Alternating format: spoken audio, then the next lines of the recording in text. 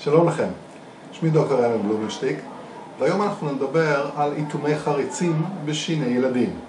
מה הם איתומי חריצים? בשביל מה זה טוב? והאם זה מתאים לילדים שלכם גם? מה זה איתום חריצים? אם אנחנו נסתכל על מודל של שיניים, אנחנו נראה שכאן יש לנו את האזור הטוחן של השיניים. זה האזור בו אנחנו טוחנים אוכל.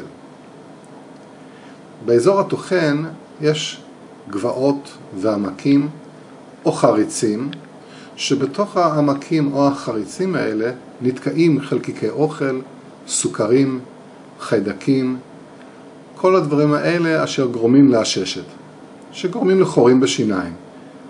ברגע שהדברים האלה, החיידקים, סוכרים, נתקעים בתוך החריצים, עם כמובן נטייה גנטית להתפתחות של עששת, מתחיל חורים בשיניים, והנה יש לנו חור.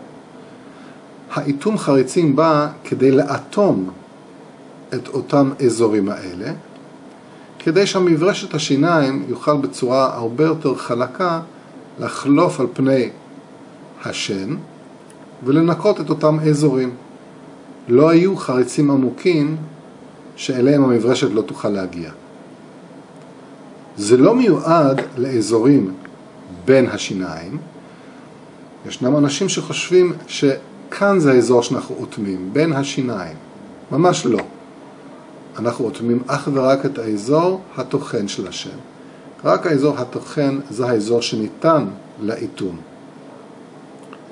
וזה מונע ב100% חורים באזור הטוחן. כל עוד שיש איתום, באזור הטוחן לא יכול להיווצר חור. זה כמובן לא יכול למנוע סוג כזה של חורים בין השיניים. אבל לזה לא מיועד האיתום. בואו נראה לרגע איך נראה האיתום.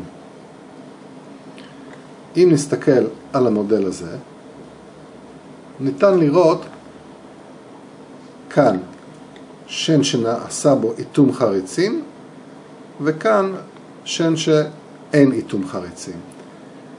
האיתום במקרה הזה נראה כמו אזור לבנוון מעל השן, וכך ניתן להבדיל בין שן לשן. לעתים יש איתומים שקופים שלא ניתן לראות אותם, אבל הרופא יכול לחוש בהם עם המכשור שלו.